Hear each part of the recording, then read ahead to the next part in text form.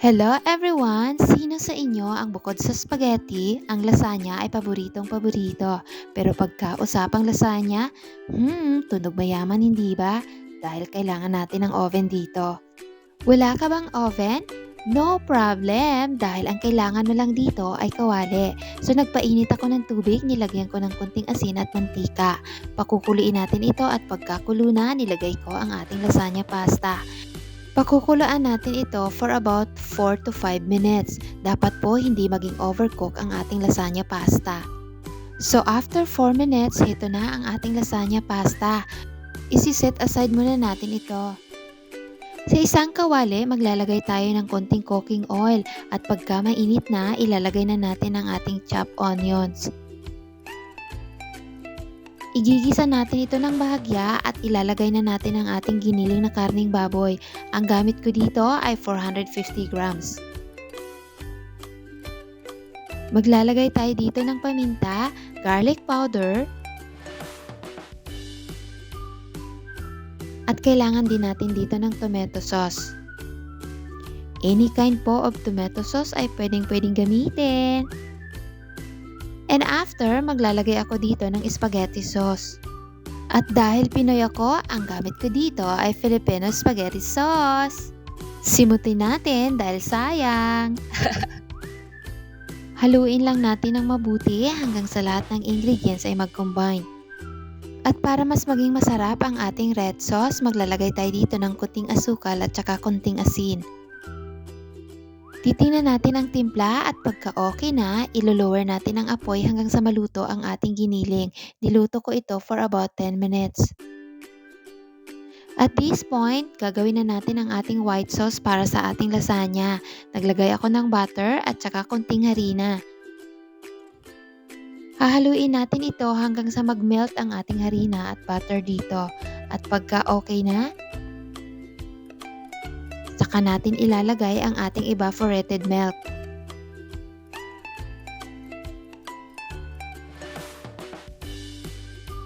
At para maging mas masarap at malinamnam ang ating lasagna pasta, maglalagay tayo dito ng freeze milk o kaya whipping cream.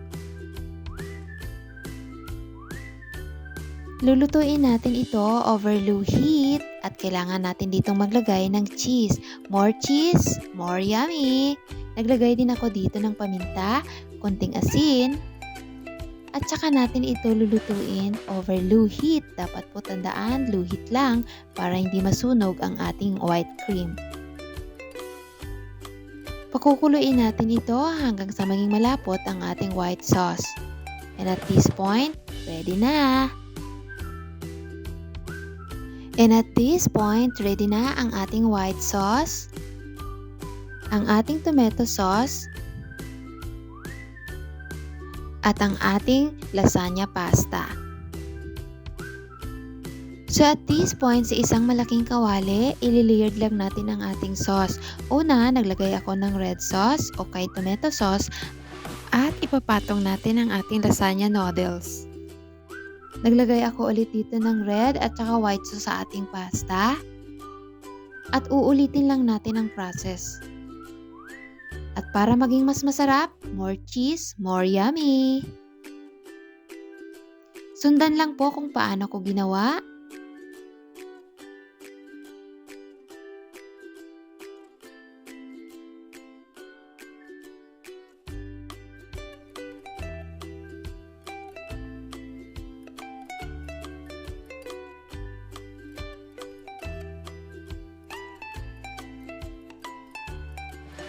And at this point, mas dadamihan natin ang ating cheese sa pinakaibabaw ng ating lasagna.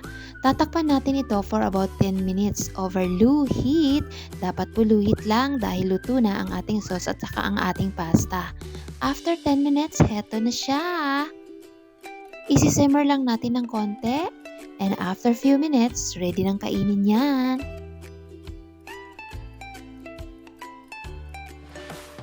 And this point, ready na nating kainin. Konting tiis pa. Huwag kayong mag-alala dahil ang lasa ng niluto sa oven o kay luto sa kawali ay pareho lang. Ang kailangan lang natin ay diskarte para makain natin ang gusto nating kainin.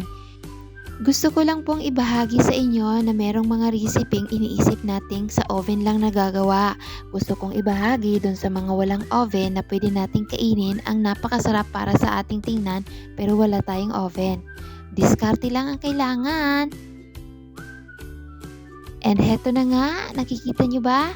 Tan tararan! Heto na ang ating lasagna pasta sa kawali.